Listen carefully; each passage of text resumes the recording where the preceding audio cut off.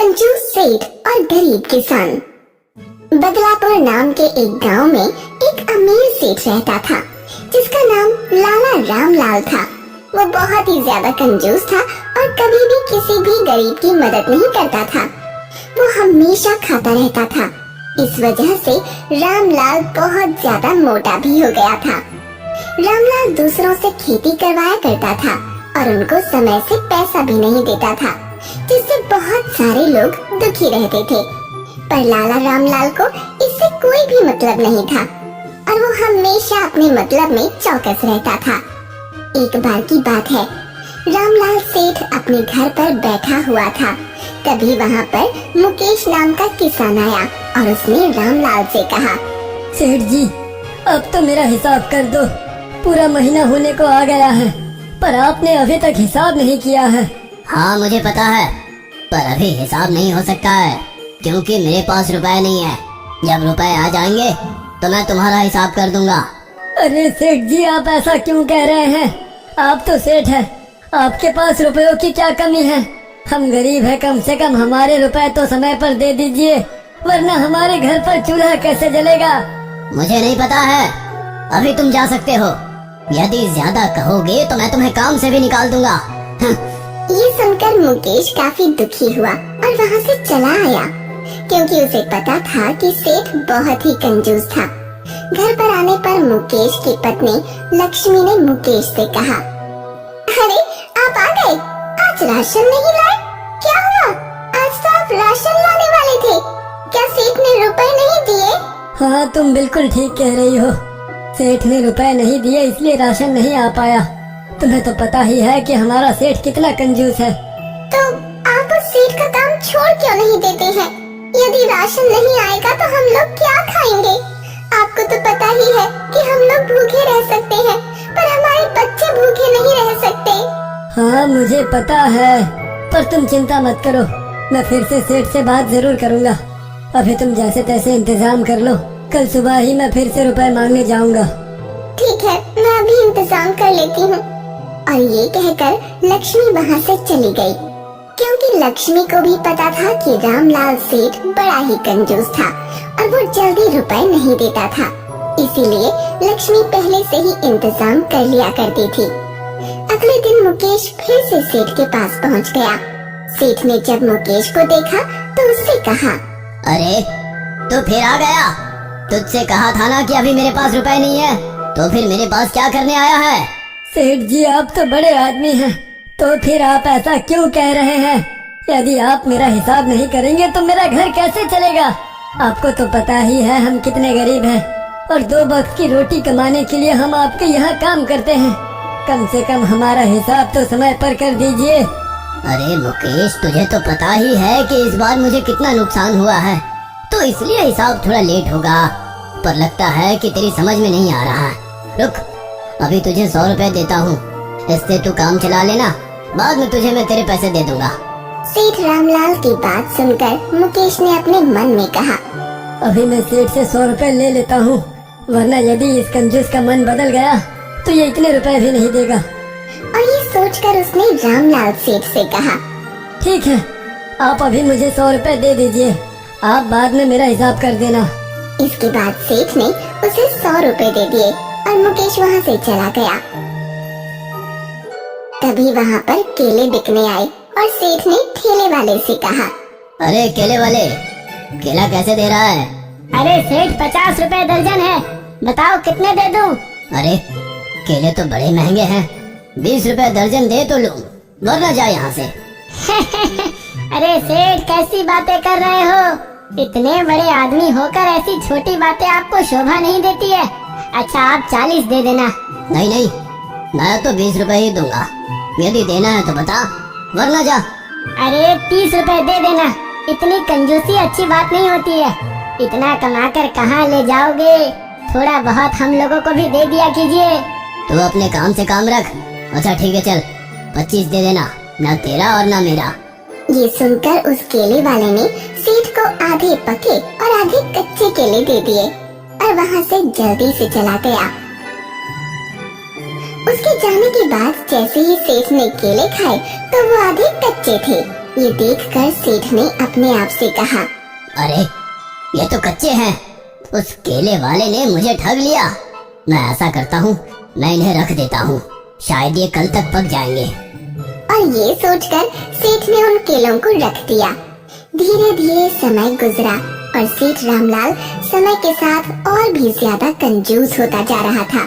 वो हमेशा गरीबों के रुपए मार लिया करता था, जिससे मुकेश भी काफी ज्यादा परेशान था, क्योंकि अभी तक उसने मुकेश के रुपए नहीं दिए थे। एक दिन मुकेश गांव के सारे किसानों को लेकर सेठ के पास पहुंच गया और उसने सेठ से कहा, अरे सेठ, अब तो बहुत दिन हो गए, अब तो मेरे रुपए दे दो, वरना हम लोग तुम्हारा काम छोड़ देंगे। हाँ हाँ, मुकेश एकदम ठीक कह रहा है। यदि आप हमारे रुपए नहीं देंगे तो हम लोग काम छोड़ देंगे। हाँ हाँ, छोड़ दो। वैसे भी मुझे तुम लोगों की कोई जरूरत नहीं है और ना ही मैं तुम लोगों के रुपए दूंगा। ये सुन वो सारे किसान बहुत ज्यादा गुस्से में आ गए और वो सेठ का काम छोड़कर चले गए। वहीं जब सेठ को केलों के बारे में याद आया तो उसने केले मंगाए। उसने देखा कि केले तो सारे खराब हो गए हैं और उसने अपने आप से कहा, अरे नहीं, मेरे तो 25 रुपए बेकार चले गए। मेरे तो सारे केले खराब हो गए। अब मैं उनका क्या करूं? मुझे तो कुछ समझ में नहीं आ रहा है और मेरे सारे किसान भी काम छोड़कर चले गए हैं। धीरे धीरे समय गुजरा। किसानों के न होने से सेठ की सारी खेती खराब होने लगी। ये देखकर वो काफी ज्यादा दुखी हुआ। एक दिन सेठ की पत्नी कुसुम ने अपने पति से कहा, अजी मैं देख रही हूँ कि आप बहुत ज्यादा परेशान रह रहे हैं, आखिर ऐसी क्या बात है? अरे अब मैं तुम्हें क्या बताऊं? तुम्हें तो पता ही है, सारे किसान काम छोड़कर चले गए हैं। इस वजह से हमारी खेती बेकार हो रही है और मुझे बहुत ज्यादा नुकसान हो रहा है। हाँ मुझे पता है, पर ये सब तो आपकी वजह से ही हुआ है। यदि आप उनका हिसाब कर देते तो ऐसा नहीं होता। आपने अपनी कंजूसी की वजह से उनका हिसाब नहीं किया और इसीलिए आपको इतना नुकसान झेलना पड़ रहा है। और इसी तरह आपने उस दिन 50 के केले 25 में ले लिए थे और वो भी सारे खराब हो गए। यदि आप इतनी कंजूसी ना करें तो आपको नुकसान भी न झेलना पड़े। पर सेठ ने अपनी पत्नी की एक भी बात नहीं सुनी और वो वहाँ से चला गया। धीरे धीरे और समय गुजरा और समय के साथ रामलाल सेठ को बहुत ज्यादा नुकसान झेलना पड़ रहा था। ये देखकर सेठ भी काफी ज्यादा दुखी हुआ और उसने फैसला किया कि वो दूसरे गांव से किसानों को बुलाएगा। और उसने दूसरे गांव से किसानों को बुलाया और उनसे कम रुपयों में काम करवाया। पर वो किसान आधे दिन ही काम करते थे और सारा रुपया लेकर चले जाया करते थे। ये देखकर सेठ और ज्यादा परेशान था, क्योंकि उसकी खेती खराब होती जा रही थी। तभी वहाँ मुकेश आया और मुकेश ने सेठ से कहा, अरे सेठ, क्या हुआ? मैंने सुना है कि तुम्हारी सारी खेती खराब हो रही है और तुमने इसीलिए दूसरे गांव से आदमियों को बुलाया है। क्या वो तुमसे रुपए नहीं लेते हैं? मुझे तुमसे कोई बात नहीं करनी है, तुम यहाँ से जा सकते हो। ये सब तुम्हारी वजह से ही हो रहा है। नहीं सेठ, ये सब तुम्हारी वजह से हो रहा है। यदि तुम मुझे और बाकी किसानों के रुपए दे देते तो ऐसा कुछ भी नहीं होता और तुम्हारी खेती का भी नुकसान नहीं होता। अभी भी वक्त है, तुम हम लोगों को हमारे रुपए दे दो, हम लोग वापस आ जाएंगे। पर सेठ रामलाल ने मुकेश की भी एक भी बात नहीं सुनी और मुकेश को वहाँ से जाने को कहा। पर मुकेश जानता था कि सेठ उसे एक न एक दिन जरूर बुलाएगा, क्योंकि वो इतना ज्यादा कंजूस था कि वो अपना ज्यादा नुकसान नहीं देख सकता था। धीरे धीरे समय गुजरने के साथ सेठ का ज्यादा नुकसान होने लगा और हार कर सेठ ने सारे किसानों को और मुकेश को अपने पास बुलाया और उनसे कहा, मुझे माफ कर दो, मुझसे बहुत बड़ी भूल हो गई जो मैंने तुम लोगों के रुपए नहीं दिए। मैं तुम सभी के रुपए दे रहा हूँ और मैं आगे से तुम्हें पहले ही रुपए दे दिया करूँगा। अब तुम लोग जल्दी से मेरा काम कर दो, वरना मुझे इस बार बहुत ज्यादा नुकसान झेलना पड़ेगा। ये सुनकर सारे किसान बहुत खुश हुए और मुकेश ने सेठ रामलाल से कहा, आप चिंता मत कीजिए, आप बस हमारा हिसाब कर दीजिए, हम लोग अभी काम करने लगेंगे। ये सुनकर सेठ रामलाल ने उन सारे किसानों और मुकेश का हिसाब कर दिया, जिससे सभी बहुत ज्यादा खुश हो गए और फिर सभी ने मन लगाकर सेठ के खेतों में काम किया, जिससे सेठ का सारा काम हो गया। ये देखकर सेठ बहुत खुश हुआ और उसे पता लगा कि कंजूसी से कुछ भी नहीं होता। यदि वो कंजूसी करता रहता तो उसका और भी ज्यादा नुकसान होता। मुझे माफ कर दो। यदि मैंने तुम्हारी बात मान ली होती तो आज मुझे इतना नुकसान नहीं झेलना पड़ता। ये सब मेरी कंजूसी की वजह से हुआ है। अब मैं आगे से कभी भी कंजूसी नहीं करूँगा और तुम्हारे रुपए पहले ही दे दिया करूँगा। मुझे खुशी हुई सेठ कि तुम्हें अपनी गलती का एहसास हुआ और पता लगा कि कंजूसी करने से कुछ भी हासिल नहीं होता है, बल्कि कंजूसी करने से हमेशा नुकसान ही झेलना पड़ता है।